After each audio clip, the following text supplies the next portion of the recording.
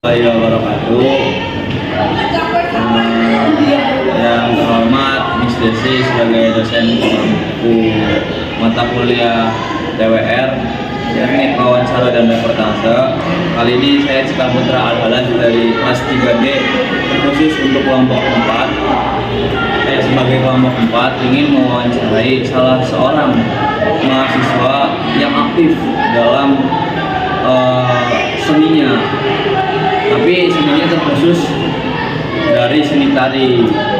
Kali ini saya membawakan bintang tamu yaitu Asya. Halo, kenalkan nama aku Alisa Putri, tapi kerap disapa Asya. Aku semester 3 APID. Ya, mungkin karena kami dari jurusan yang sama, jadi agaknya kita mungkin saling mengenal ya Asya ya. Karena dari saya pribadi juga kalau ngeliat Asya itu kayak, kok Asya tuh bisa sih tampil nari dengan pede dan gak ragu gitu loh. Apa kayak berani banget tampil di depan umum dan menunjukkan bakatnya gitu. Nah, dari Asya sendiri ini mulai menekuni seni tari ini dari umur berapa sih kira-kira? Dari SD, SMP? Sebenarnya aku tuh gak ada ketertarikan awalnya, cuman emang waktu pas SD aku sempat ikutan lomba, jadi aku mulai tertarik dari situ.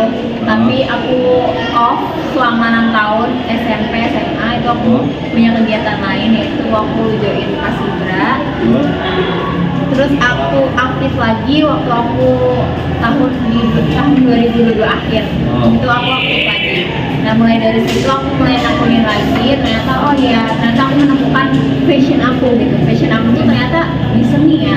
Jadi mulai dari situ aku mulai menekuni, mulai jadi beberapa tarian. Kan dari masa SD, SMP, SMA sampai ranah kuliah kan pastinya banyak ya seni-seni kayak seni tari, seni rupa, seni teater. Nah, apa sih yang membuat Asya tuh memilih bahwa seni tari itu sangat cocok dan relevan dengan diri Asya? Aku kan awalnya coba-coba ya. Sebenarnya basic aku tuh di bela diri guys. Basic aku di bela diri. Makanya kenapa sekarang pun aku condongnya ke seni tari yang memang bener gagah. Seperti tari topeng, jaipong pun aku ngambil yang gagahan. Cuman sekarang kebetulan lagi ikut kelas yang memang jaipongnya luas, halus gitu. Biar apa ya? Keluar dari zona nyaman lah. Maksudnya kalau emang basic di gagahan, tapi kita juga harus bisa kayak menguasai itu. Ibaratnya kalau jadi penari itu kita harus bunguan guys. Bunguan di sini tuh kita harus bisa gagahan, kita harus bisa lurus. Kalanya kita gagah ya gagah, kalanya kita lurus ya lurus. Kan